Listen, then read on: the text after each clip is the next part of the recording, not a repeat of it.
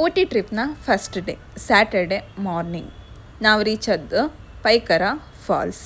ಬಂಡೀಪುರದಿಂದ ಊಟಿಗೆ ಹೋಗೋ ದಾರಿ ಕ್ಲೋಸ್ ಆಯ್ತು ಅನ್ಕೊಂಡು ನಮ್ಮನ್ನು ಮತ್ತೊಂದು ದಾರಿದಂಗೆ ಬಿಟ್ಟಿದ್ದು. ಆ ದಾರಿಲಿ ಹೋಗೋದಿಗೆ ನಾರ್ಮಲ್ ಆಗಿ ನಾವು ಸೆಕೆಂಡ್ ಡೇ ಎಲ್ಲಿಗೆಲ್ಲ ಹೋಯ್ಕೆ ಅನ್ಕೊಂಡಿದ್ದಿತ್ತು ಎಲ್ಲ ಪ್ಲೇಸ್ ನಮ್ಗೆ ಅದರಲ್ಲಿ ಸಿಕ್ಕಿತ್ತು. ಅದರಲ್ಲೂ ಒಂದು ಪೈಕರ ಫಾಲ್ಸ್. ವೆದರ್ ಮಾತ್ರ ಸಿಕ್ಕಾಪಟ್ಟೆ ಚೆಂದ ಇದ್ದಿತ್ತು. ಫುಲ್ ಫಾಗ್, ಅದ್ರ ಜೊತೆ ಸ್ವಲ್ಪ ಲೈಟಾಗಿ ಮಳೆ. ನನಗೆ ಈ ಥರ ವೆದರ್ ಅಂದರೆ ತುಂಬ ಇಷ್ಟ. ನನ್ನ ಫ್ರೆಂಡ್ಸ್ಗೆಲ್ಲ ಯಾವಾಗೂ ಹೇಳ್ತಿರ್ತೆ ಈ ಥರ ವೆದರ್ ಇಪ್ಪಲ್ಲಿ ಹೋಪ ಅನ್ಕೊಂಡು. ಬಟ್ ನಂಗೆ ಅದನ್ನ ಇಲ್ಲೇ ಫೀಲ್ ಮಾಡ್ಕೊಂಡೆ. ಬಟ್ ಫಾಲ್ಸ್ ನಾರ್ಮಲಿ ಇನ್ಸ್ಟಾಗ್ರಾಮ್ ಯೂಟ್ಯೂಬಲ್ಲಿ ಕಾಣಿಸೋ ಹಂಗೆ ಅಲ್ಲಿ ನೀರು ಇರಲಿಲ್ಲ. ಎಂತಕ್ಕಂದರೆ ಈಗಷ್ಟೇ ಮಳೆಗಾಲ ಸ್ಟಾರ್ಟ್ ಆದ ನೀರು ಎಲ್ಲಿಂದ ಇರುತ್ತಲ್ವಾ. ಬಟ್ ಕೆಲವರು ನೆಗೆಟಿವ್ ಆಗಿ ಕೂಡ ಕಮೆಂಟ್ ಹಾಕಿರೋ. ಬಟ್ ನಾವು ಅರ್ಥ ಮಾಡ್ಕೊಳ್ಕ ಇವಾಗಷ್ಟೇ ಬೇಸಿಗೆ ಮುಗಿದು ಮಳೆಗಾಲ ಸ್ಟಾರ್ಟ್ ಆಯ್ತು ಅನ್ಕೊಂಡು.